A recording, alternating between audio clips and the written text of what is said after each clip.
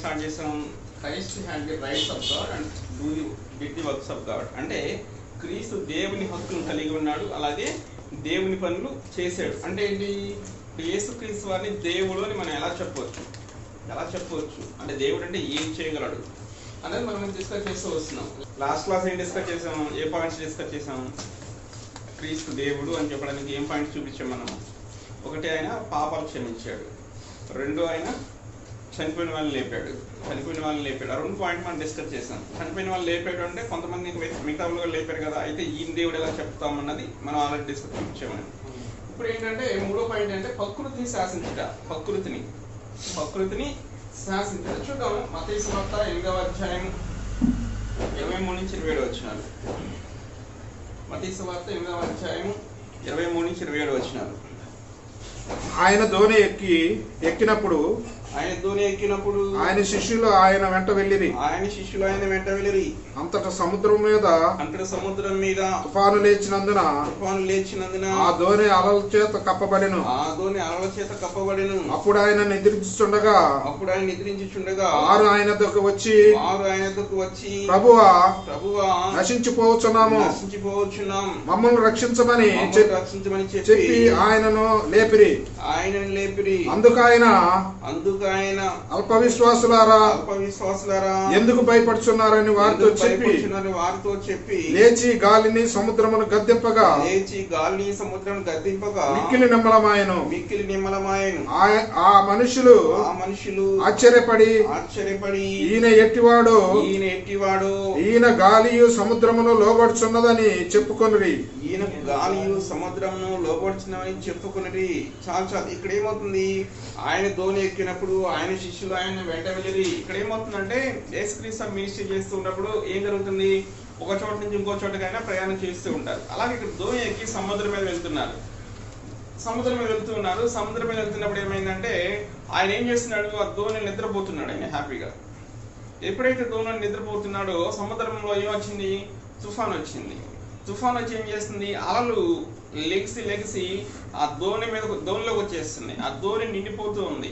అప్పుడు వీళ్ళకి భయం వేస్తుంది శిష్యులకి, అదే ఇలా తుఫాన్ వస్తుంది, దోణి అంతా నిండిపోయేటట్టు ఉంది, మనంతా చనిపోయేటట్టున్నాం, ఈయన నిద్రపోతున్నాడు అని చెప్పేసి వెళ్ళి లేపుతారు ఆయన, ప్రభా లే అని.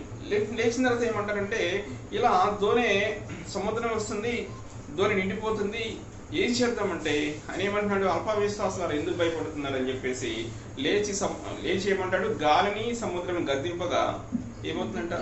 గాలి ఆగిపోయింది, సముద్రం పంపడం కూడా ఆగిపోయింది అనమాట. అప్పుడు వాళ్ళు ఏమనుకుంటున్నారంటే, ఈయనకి గాలి సముద్రం కూడా లోపడుచున్నవే, ఈయన ఎట్టివాడు, ఈటంట గాలి సముద్రం.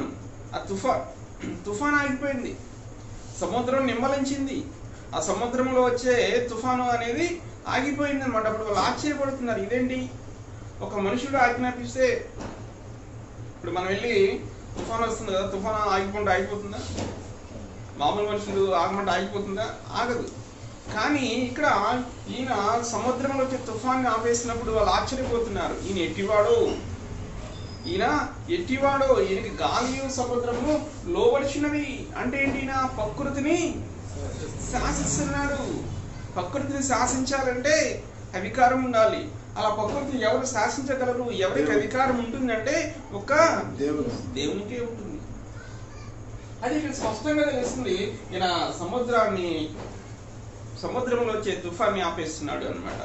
తర్వాత చూద్దాం, అదే మత్తయి సువార్త 14వ అధ్యాయం 23 నుంచి 27 వచనాలు. ఆ జనసమూహములను పంపివేసి ప్రార్థన చేయుటకు ఏకాంతముగా కొండ ఎక్కిపోయి సాయంకాలం అయినప్పుడు ఒంటరిగా ఉండెను. అప్పటికి ఆ ధోని దరికి దూరముగా నుండగా గాలి ఎదురైనందున అలల వలన కొట్టబడుచుండెను. రాత్రి 4వ జామున ఆ సమయం సముద్రం మీద నడుచుచు వారి యొద్దకు వచ్చెను. ఆయన సముద్రం మీద నడుచుట శిష్యులు చూసి తొందరపడి పోతామని చెప్పుకొని భయం చేత భూతమని చెప్పుకుని భయం చేత కేకలు వేసిరి. వెంటనే యేసు ధైర్యము తెచ్చుకొనుడి, నేనే భయపడకుడని వారితో చెప్పగా చాలు. ఇక్కడ ఏమవుతుందంటే ఆయన జనసమూహాన్ని పంపేసి ప్రార్థన చేయడానికి కొండ మీదకి వెళ్తాడు అనమాట. తర్వాత ఏమవుతుంది, వీళ్ళ శిష్యులు బయలుదేరి వెళ్తా ఉంటారు. ఆ దోణి వెళ్తూ ఉంటే అదే ఇన్సిడెంట్ ఇక్కడ చెప్తున్నాడు. ఇక్కడ ఏమవుతుంది, దోణి మీద వాళ్ళు వెళ్తున్నారు. దోణి మీద వెళ్తుంటే ఇక్కడ ఏమవుతుందంటే 4వ జామున ఆయన సముద్రం మీద నడుచుచు వారి యొద్దకు వచ్చాడు. ఏం చేస్తున్నాడు ఆయన? ఎక్కడ నడుస్తున్నాడు? సముద్రంలో నీళ్ళ మీద నడుస్తున్నాడు ఆయన. మనం నడవగలమా? అంటే ఆయన సముద్రం మీద నీళ్ళలో నడుస్తూ వచ్చాడు. ఎప్పుడైతే ఆయన సముద్రం మీద నీళ్ళ మీద నడుస్తున్నాడో ఆయన శిష్యులు ఏమనుకుంటున్నారంటే ఇదేదో భూతం దెయ్యం వచ్చినట్టుంది, ఈ సముద్రం మీద నడుచుకుంటూ వస్తుంది మన దగ్గరికి అని భయపడిపోతూ ఉన్నారనమాట. అప్పుడు ఆయన వారి దగ్గరికి వచ్చి నేనే అని చెప్పేసి మీరు భయపడద్దు అంటున్నాడు. అంటే ఇక్కడ ఏమవుతుంది, మొదటి ఇన్సిడెంట్ లో సముద్రంలో తుఫాను వస్తే గాలిని గద్దిస్తాడు, ఆ సముద్రాన్ని గద్దిస్తాడు. ఎప్పుడైతే ఆయన గద్దించి గాలి అయిపోతుంది, సముద్రం కూడా పొంగడం అయిపోతుంది. ఇక్కడ రెండో ఇన్సిడెంట్ లో ఏమవుతుంది, ఆయన సముద్రంలో నీళ్ళ మీద నడుచుకుంటూ వస్తున్నాడు. సముద్రంలో నీళ్ళ మీద నడుచుకుంటూ వస్తుంటే అందరూ ఆశ్చర్యపోతున్నారు, ఇదేదో భూతం దెయ్యం వస్తున్నట్టు మన దగ్గరికని భయపడిపోతున్నారు. అప్పుడు వచ్చి ఆయన ఏమంటున్నాడంటే నేనే ఆయనను, మీరు భయపడకండి అని చెప్తున్నాడు. అంటే ఇక్కడ ఏం తెలుస్తుంది మనకైనా, ప్రకృతి మీద ఆయనకి అధికారం ఉంది. ఆయన ప్రకృతిని శాసిస్తున్నాడు.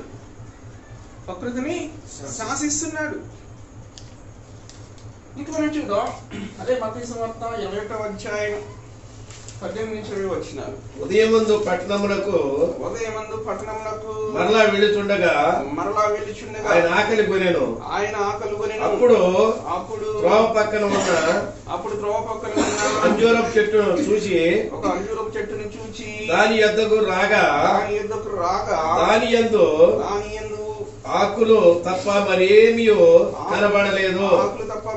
కనబడలేదు. కనుక దానిని చూచి ఇక మీదట ఎన్నటికి నీవు కాపు కాయకుందు గాకని చెప్పెను. తక్షణమే అంజూరపు చెట్టు ఎండిపోయెను. శిష్యులను చూసి ఆశ్చర్యపడి అంజూరపు చెట్టు ఎంత త్వరగా ఎండిపోయిందని చెప్పుకొనిరి.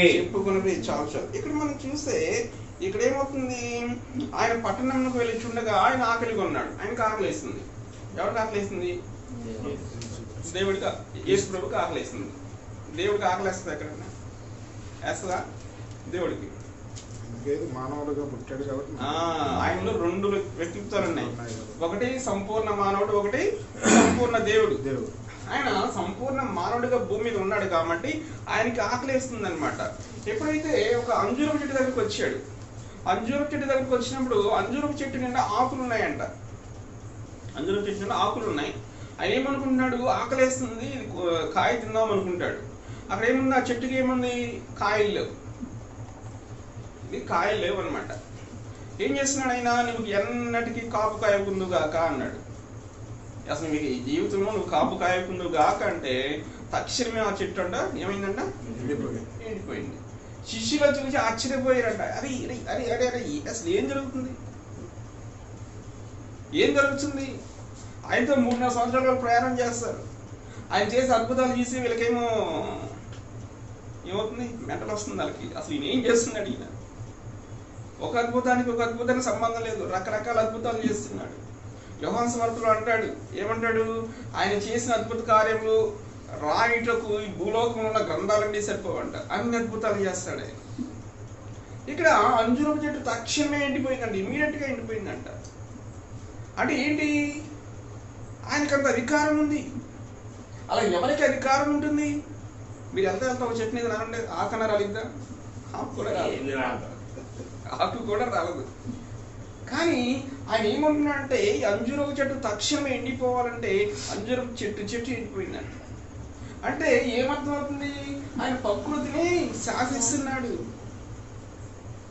ఆయన ప్రకృతిని ఏం చేస్తున్నాడు, శాసిస్తున్నాడు. ఆయనకున్న అధికారాన్ని చూపిస్తున్నాడు. ఇప్పుడు అక్కడ ఇజ్రాయెల్ దేశంలో మనందరికీ తెలుసు కదా, 2000 సంవత్సరాల క్రితం ఆయన ఇజ్రాయెల్ దేశంలో పుట్టాడు. 33 సంవత్సరాలు భూమి మీద జీవించాడు. ఆఖరి 3.5 సంవత్సరాలు ఆయన మినిస్ట్రీ చేస్తాడు. సూచక్రియలు, మహత్కార్యములు, అద్భుతాలు చేసి ఆయన తన దేవుణ్ణని, దేవుని కుమారుడని, మెస్సయ్య నిరూపించుకుంటారు. అలా ఆయన అనేకమైన అద్భుతాలు చేస్తూ ఉన్నారు. ప్రకృతిని శాసిస్తున్నారు ఆయన. ఇలా ప్రకృతిని ఎవరు శాసించగలరు అంటే ఒక దేవుడు మాత్రమే శాసించగలరు. ఆ శిష్యులు ఆశ్చర్యపోతున్నారు, అరే ఇదేమి ఈయన ఏం చేస్తున్నాడు, ఈయన ఎట్టివాడో అంటున్నారు. అంటే ప్రకృతిని కూడా ఆయన శాసిస్తాడు. చూద్దాం, కీర్తన గ్రంథము 107వ అధ్యాయము 24 నుంచి 30 వచనాలు. యెహోవా కార్యములను సముద్రములో ఆయన చేసిన అద్భుతములను చూసిరి. సముద్రంలో ఆయన చేసిన అద్భుతములను చూసిరి. ఆయన సెలవీయగా తుఫాను పుట్టెను. అది దాని తరంగముల పైకెత్తెను. వారు ఆకాశం వరకు ఎక్కుచు అగాధమునకు దిగుచు నుండిరి. శ్రమ చేత వారి ప్రాణము కరిగిపోయెను. మత్తులైన వారి వలె వారు ముందుకు వెనుకకు దొర్లుచు ఇటు అటు తూలుచుండిరి. వారు ఎటు తోచకయుండిరి. శ్రమకు తాళలేక వారు యెహోవాకు మొరపెట్టిరి. ఆయన వారి ఆపదలో నుండి వారిని విడిపించెను. ఆయన తుఫానును ఆపివేయగా దాని తరంగములు అణిగిపోయెను. అవి నిమ్మలమైనవి, వారు సంతోషించిరి. వారు కోరిన రేవునకు ఆయన వారిని నడిపించెను. మనం చూస్తే ఇక్కడ కీర్తన 107వ అధ్యాయము 24-30 వచనాలు మనం చూస్తే ఇక్కడ ఏమంటున్నాడు, యెహోవా కార్యములను సముద్రంలో ఆయన చేయు అద్భుతమైన వారు చూచిరి. యెహోవా కార్యములను, యెహోవా అంటే ఎవరు? దేవుడు. యెహోవా కార్యమును సముద్రంలో ఆయన చేయు అద్భుతములను చూచిరి. ఆయన సెలవీయగా తుఫాను పుట్టెను. అది దాని తరంగములను పైకెత్తెను. చూడండి, ఇక్కడ యెహోవా కార్యములను సముద్రంలో ఆయన చేయు అద్భుతములను చూచిరి. ఆయన సెలవీయగా సముద్రంలో ఏం పుట్టిందంట? తుఫాను పుట్టిందంట. అది దాని తరంగములను పైకెత్తెను. అంటే తుఫాను ఎవరి ఆజ్ఞ ప్రకారం వచ్చింది? ఇక్కడ దేవుని ఆజ్ఞ ప్రకారం. అదే ఏమంటున్నాడు, మనం 29-30 వచనాలు చూస్తే ఇక్కడ ఏమంటున్నాడు, ఆయన తుఫాను ఆపివేయగా దాని తరంగములు అణిగిపోయెను. ఏం చేశాడంటయ్యా? తుఫాను ఆపివేయగా దాని తరంగములు అణిగిపోయెను. 30 వచనంలో ఏమంటున్నాడు, అది నిమ్మలమైన వారు సంతోషించి ఆయన కోరిన రేవునకు వారిని నడిపించెను.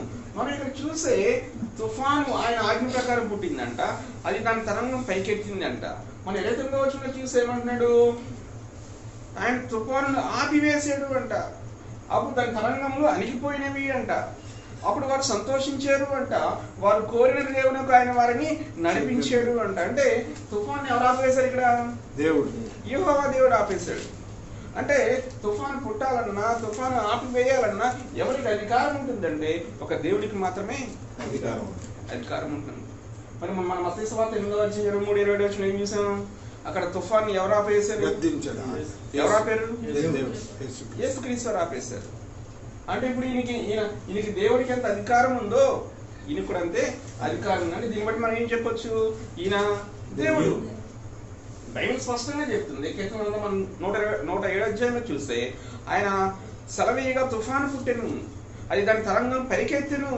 కిందకు వస్తేమంట అంటే ఆయన తుఫాను ఆపివేస్తాడు, దాని తరంగములు అణిగిపోయాను.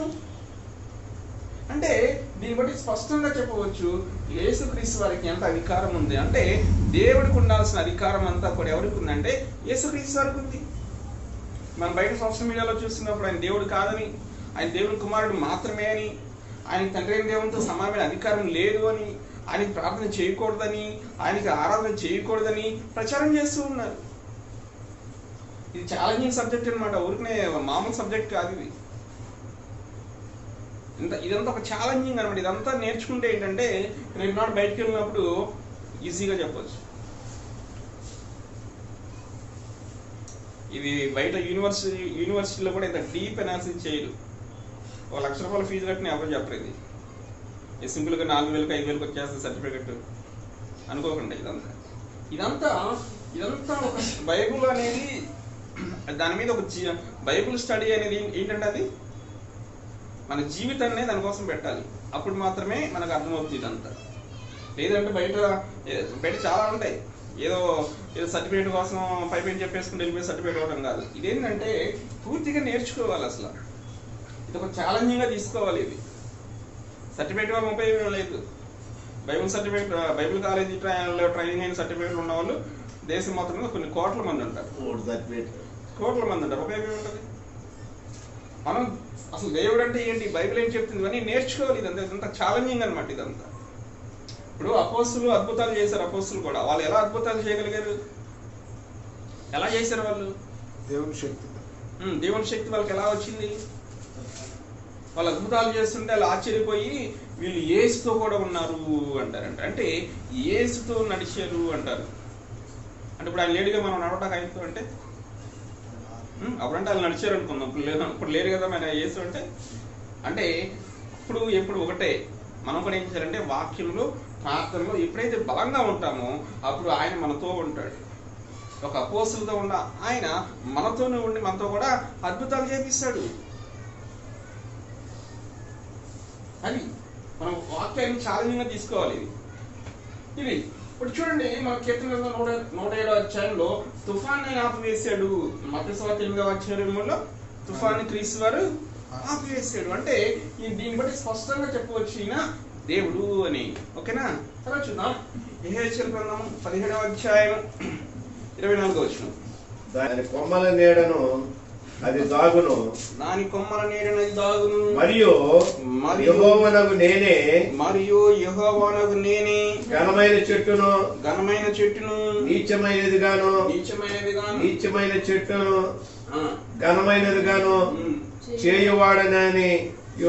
చేయువాడననియు పచ్చని చెట్టును పచ్చని చెట్లు ఎండిపోవునట్లును ఎండిన చెట్టు వికసించునట్లును చేయువాడననియు భూమి యందుండు సకలమైన చెట్లకు తెలియబడును. యెహోవానగు నేను ఈ మాట సెలవిచ్చితిని, నేనే దాన్ని నెరవేర్చేదను. మనం చూస్తే దాని కొమ్మల నీడనవి దాగును, మరి యెహోవానగు నేనే. ఇక్కడ ఎవరు మాట్లాడుతున్నారు? యెహోవా మాట్లాడుతున్నాడు. అంటే దేవుడు మాట్లాడుతున్నాడు. యెహోవానగు నేనే ఆయన ఏమంటున్నాడు అంటే ఘనమైన చెట్టు నీచమైనది కాదు. ఘనమైన చెట్టు అంటే ఆ చెట్టు బాగా ఎదిగింది, ఆ చెట్టుకి ఫలాలు బాగా ఉన్నాయి. అందరూ ఏమంటారంటే ఆ చెట్టుని చూసి ఆ చెట్టు అంటే ఇలా ఉండాలి, ఫలాలంటే ఇలా ఉండాలి, దీని పండు తింటే ఎంతో టేస్ట్గా ఉంది అని అందరూ కూడా ఆ చెట్టుని పొగుడుతూ ఉన్నారు. అయితే ఈయన ఏమంటాడంటే యెహోవానయ్య నేను ఘనమైన చెట్టును నీచమైనది కాదు. అంత ఘనమైన చెట్టును ఏం చేస్తాడంటే పనికి రాకుండా చేస్తాడంట. అలాగే పనికిరాని చెట్టును అంటే నీచమైన చెట్టును ఘనమైనదిగా చేస్తాను అంటున్నాడు. ఇంకేమంటున్నాడు ఆయన? పచ్చని చెట్టు ఎండిపోనట్టును, పచ్చని చెట్టు ఏం చేస్తాడంట? ఎండిపోనట్లును ఎండిన చెట్టు వికసించినట్లు చేయువాడనగు నేనే భూమి యందుండు నేనే చేస్తాను. ఏమంటున్నాడు? చాలు మీరు ఏమంటున్నాడు? పచ్చని చెట్టు ఎండిపోనట్లు, ఎండిన చెట్టు వికసించినట్లు నేను చేస్తా అంటాడు. ఎవరు చేస్తానంటున్నాడు? దేవుడు. యెహోవా దేవుడు చేస్తానంటున్నాడు. మరి మనం చూస్తే మత్తయి సువార్త 20వ అధ్యాయంలో అంజూరపు చెట్టుని ఎవరు శపించారు? క్రీస్తు వారు శపిస్తే చెట్టు ఏమైపోయింది? ఎండిపోయింది మొత్తం. అంటే ఇక్కడ యెహెజ్కేలునేమో ఘనమైన చెట్టు నీచమైనది గాను, నీచమైన చెట్టును ఘనమైనది గాను యెహోవానకు నేనే చేస్తాను అంటున్నాడు. అలాగే పచ్చని చెట్టు ఎండిపోనట్లును, ఎండిన చెట్టు వికసించినట్లును యెహోవానకు నేనే చేస్తాను అంటున్నాడు. అది కానీ మత్తయి సువార్త 20వ అధ్యాయంలో పచ్చగా ఉన్న అంజూరు చెట్టు ఏమైపోయింది? చెప్పించాడు. ఎప్పుడైతే క్రీస్తు వారు చెప్పించారో ఆ చెట్టు అంజూరపు చెట్టు ఏమైంది? అంజూరపు చెట్టు ఎండిపోయింది. అంటే యెహెజ్కేలు చెప్తున్న ఇక్కడ దేవుడికి ఎంత అధికారం ఉందో అంతే అధికారం ఎవరికి ఉంది? ఇక్కడ క్రీస్తు వారికి ఉంది. అది పాత నిబంధన కొత్త నిబంధన మ్యాచ్ చేసుకోవాలి మనం. ఎవరైనా క్వశ్చన్ చేశారు అనుకోండి, ఇది ఇలా మనం చెప్పగలగాలన్నమాట. ఇలా చెప్పినప్పుడే మనం చూపించగలం. చూద్దాం, అయితే చూద్దాం. యెహోషువ గ్రంథము 10వ అధ్యాయం 12 నుంచి 14 వచ్చినాను. యెహోవా ఇశ్రాయేలు ఎదుట అమోరీయులను అప్పగించిన దినమున ఇశ్రాయేలును వినుచుండగా యెహోషువ యెహోవాకు ప్రార్థన చేసెను. సూర్యుడా నీవు గిబియోనులో నిలుచుము, చంద్రుడా నీవు అయ్యలోను నిలువుము. జనులు తమ శత్రువుల మీద పగ తీర్చుకొందురు.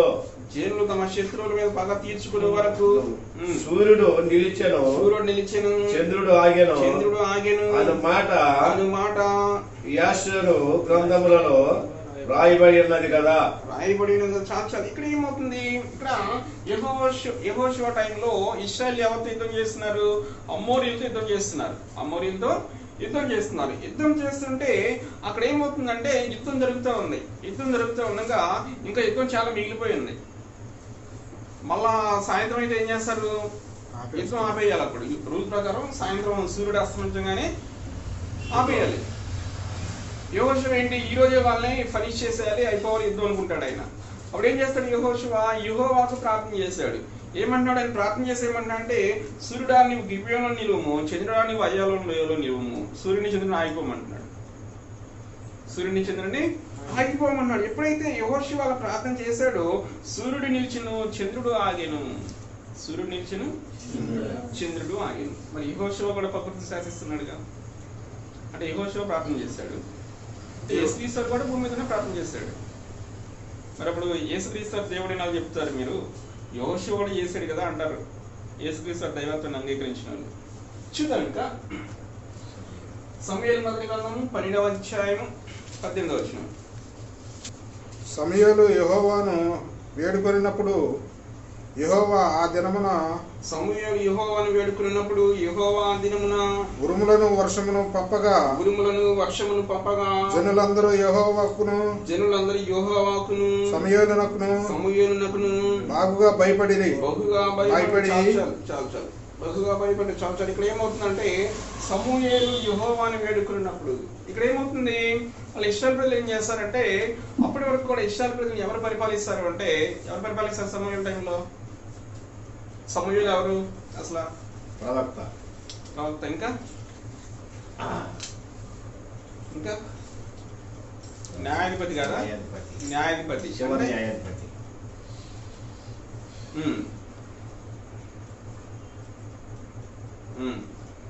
అయితే సమూయేలు న్యాయాధిపతి. అయితే ఇక్కడ అంటే న్యాయాధిపతి అంటే, కానీ ఇక్కడ ఇశ్రాయేలు ప్రజలు ఎవరు పరిపాలిస్తారంటే స్వయంగా దేవుడే పరిపాలిస్తాడు. ఆ టైంలో న్యాయాధిపతుల టైంలో ఎవరు పరిపాలన చేస్తారంటే దేవుడే వీళ్ళు పరిపాలన చేస్తూ ఉంటాడు. అంటే ఈ ప్రవక్తల ద్వారా, న్యాయాధిపతుల ద్వారా దేవుడు మాట్లాడి మీరు ఇలా చేయండి, ఆ యుద్ధంలో కూడా మీరు ఇలా ఇలా చేసి గెలుస్తారని చెప్పి దేవుడే మాట్లాడతాడు. అయితే వీళ్ళు ఏమంటారంటే మాకు ఒక రాజు కావాలి అంటారు. మాకు రాజుని ఇస్తే మేము వెళ్ళి వాళ్ళతో యుద్ధం చేస్తాం అంటే సమూయేలు ఏం చేస్తాడు? దేవుడికి చెప్తాడు. వీళ్ళు అడుగుతున్నారంటే ఆయన ఏమంటాడంటే, వారు నిన్ను విసర్జించలేదు, తమ్ముని ఏలకుండా నన్నే విసర్జించారు. అంటే అప్పుడు వాళ్ళకి రాజు ఎవరు? దేవుడే రాజు. యెహోవాయే రాజు, ఆయనే పరిపాలన చేస్తున్నాడు అనమాట. అప్పుడు తర్వాత సరే దేవుడు ఏం చెప్తాడంటే, ఒక రాజుని నియమించు అని చెప్తాడు. తర్వాత సమూయేలు వాళ్ళందరినీ అక్కడ తీసుకొచ్చినప్పుడు ఆయన ఏం చెప్తాడంటే, ఇప్పుడు మీ దగ్గర నేనేమి ఆస్తి తీసుకున్నానా? మీ ఎద్దులు తీసుకున్నానా? గొర్రెలు తీసుకున్నానా? గాడిదలు తీసుకున్నానా? మీ వెండి తీసుకున్నానా? బంగారం తీసుకున్నానా? అంటే నువ్వేం తీసుకోలేదు, అంత న్యాయంగా ఉన్నావు అంటారు వాళ్ళు. అయితే ఇక్కడ ఏమంటే దేవుడు మీరు ఇది అలా అడిగారు కాబట్టి, దేవుడు మిమ్మల్ని ఏలకుండా మీరు పాపం చేశారు కాబట్టి దేవుడి దగ్గర ఒక సూచన చూపిస్తానని ప్రార్థన చేస్తాడు యెహోవా. వాడు ప్రార్థన చేసినప్పుడు ఏమవుతుంది? ఉరుములు, ఏమొస్తుంది? ఉరుములు, మెరుపుల వర్షమా? ఉరుములు, వర్షం వస్తుంది. అంటే ఇక్కడ ఏమవుతుంది? ఇక్కడ సమూయేలు ప్రార్థన చేసినప్పుడు కూడా అద్భుతం జరిగింది. చూద్దాం. అందుకు యెహోవా మోషేతో ఆకాశం వైపు నీ చెయ్యి చాపుము ఐగుప్తు దేశం మీద చీకటి ఐగుప్తు దేశం మీద చీకటి చేతికి తెలియనంత చిక్కని చీకటి కమ్మున నేను. మోషే ఆకాశం వైపు తన చెయ్యి ఎత్తినప్పుడు ఐగుప్తు దేశమంతయు 3 దినములు గాఢాంధకారమైన 3 దినములు ఒకరినొకడు కనుగొనలేదు. ఎవడును తానున్న చోటు నుండి లేవలేకపోయిన. అయినను ఇశ్రాయేలు అందరికీ వారి నివాసంలో వెలుగుండే. చాలు ఇక్కడ మోషే ఇక్కడ ఇశ్రాయేలు ప్రజలు ఐగుప్తు దేశం నుంచి కనాన్ దేశం తీసుకొస్తున్నాడు. ఇక్కడ ఏమవుతుంది, ఇక్కడ దేవుడు మోషేని పంపిస్తాడు. మోషేని పంపించేయమంటాడు, నువ్వు సూచక్రియలు మహత్కార్యములు అద్భుతాలు చేయాలి. సూచక్రియలు మహత్కార్యములు అద్భుతాలు చేసి నా ప్రజలను ఇశ్రాయేలు ఐగుప్తు దేశం నుంచి కనాన్ దేశంకు తీసుకురావాలి అంటాడు. అంటే అసలు బైబిల్ దేవుడే అద్భుతాలు చేస్తాడు. పాత నిబంధన చూసుకున్నా కొత్త నిబంధన చూసుకున్నా అద్భుతాలు. అంటే ఎప్పుడైతే అంటే అద్భుతాలు ఎలా చేయగలరు, దేవుని శక్తితో చేయగలరు. మోషే ఎన్ని అద్భుతాలు చేస్తాడు, మొత్తం ఎన్ని అద్భుతాలు చేసి అక్కడిని బయటకు తీసుకొస్తాడు, 10 అద్భుతాలు చేసి తీసుకొస్తాడు. మొత్తం మోషే ఎన్ని అద్భుతాలు చేస్తాడంటే 42 అద్భుతాలు చేస్తాడు. మోషే మొత్తం 42 అద్భుతాలు చేస్తాడు. ఎందుకు అద్భుతాలు చేస్తాడు అంటే దేవుడే అంటాడు, ప్రపంచంలో ప్రజలందరూ కూడా నేనే యెహోవాని, నేనే దేవుని తెలుసుకోవాలంటాడు. ఇప్పుడు మోషే వాళ్ళని తీసుకొచ్చినప్పుడు ఎర్ర సముద్రం 2 పాయలుగా చేస్తాడా? ఇప్పుడు ఇప్పటికీ మనం చెప్పుకుంటున్నామా? ప్రపంచం మొత్తం చెప్పుకుంటున్నారా? అంటే దేవుడికి అద్భుతాలు చేయటం ఒక హాబీ, ఫ్యాషన్ అన్నమాట. అంటే ఎవరితోనైనా దేవుడు అద్భుతాలు చేయించగలడు. అంటే ఎవరితో చేయించగలడు? దేవునితో సహవాసంలో ఉండాలి, ఆయన వాక్యంతో నింపబడాలి, ప్రార్థనా శక్తితో నింపబడాలి, ఆయనతో నడవాలి. అలా కాకుండా మా ఇష్టం వచ్చినట్టు నడుస్తాం, మా ఇష్టం వచ్చినట్టు చేస్తాం. ఈ బైబిల్ పట్టుకుని కూడా అబద్ధాలు ఆడుతూ ఉంటారు కొంతమంది. ఏం చేస్తాడు దేవుడు వాళ్ళతో? దేవుడికి ఉపయోగం ఉంటుంది వాళ్ళతో? ఏముండదు. సౌలు ఉన్నాడు, సౌలుని కూడా దేవుడు అభిషేకించాడు, కానీ సౌలు దేవుడి నుంచి తప్పిపోయాడు. మరి సౌలు గత ఏమైంది చివరికి? తను తానే పొడుచుని చచ్చిపోయాడు. ఆ ఫిలిష్తీయులతో యుద్ధం చేసేటప్పుడు ఒకడు వచ్చి నన్ను చంపే అంటాడు. వాడు చంపి వెళ్ళిపోతే ఈయన కత్తి మీద పడిపోతాడు. దేవునితో జాగ్రత్తగా ఉండాలి, దేవుడి విషయం అంటే జాగ్రత్తగా ఉండాలి, మన ఇష్టం వచ్చినట్టు చేయటం కాదు. మోషే అలా అద్భుతాలు ఎందుకు చేయగలిగాడంటే దేవునితో నడిచేడు ఆయన. మోషే గురించి దేవుడి సాక్ష్యం ఏం చెప్తాడు? మోషే లాంటి ప్రవక్త, యెహోవాని ముఖాముఖిగా ఎరిగిన మోషే లాంటి ప్రవక్త అసలు పుట్టలేదంటాడు. అది దేవుని శక్తి అంటే. అలా నింపబడాలి మనం. అయితే ఇక్కడ కూడా ఏం చేస్తున్నాడు, మోషే ప్రార్థన చేసినప్పుడు 3 రోజులు చీకటి కమ్మేస్తుందంట అక్కడ ఐగుప్తు దేశంలో. ఒకరినొకటి తెలుసుకోలేకపోయాడు, మామూలు చీకటి కాదు అసలు. ఒకటి చోట కూర్చున్నవాడు అక్కడ లెగలైపోయాడంట 3 రోజులు. చీకటి చేతికి తెలియనంత చీకటి కమ్మింది అంట. అంటే కూర్చున్న వాళ్ళు లెగలైపోయాడంట 3 రోజులు. అంటే ఇక్కడ ఏమవుతుంది, మోషే అద్భుతం చేశాడు, ప్రకృతిని శాసించాడు. సమూయేలు ప్రకృతిని శాసించాడు. యెహోషువ ప్రకృతిని శాసించాడు, సూర్యచంద్రులను ఆపేశాడు. సమూయేలు ప్రార్థన చేసినప్పుడు ఉరుములు మెరుపులు వర్షం వచ్చింది. మోషే ప్రార్థన చేస్తే 3 రోజులు చీకటి కమ్మేసింది. ఇవే చూపించి వీళ్ళు కూడా చేశారు కదా. అంటే వీళ్ళు దేవుళ్ళు అంటారా అంటే ఏం చెప్తారు? దేవుని శక్తితో చేశారు. యేసుక్రీస్తు కూడా దేవుని శక్తితో చేశారంటారు వాళ్ళు. చూద్దాం. యోహాను సువార్త 1వ అధ్యాయం 1-3 వచనాలు.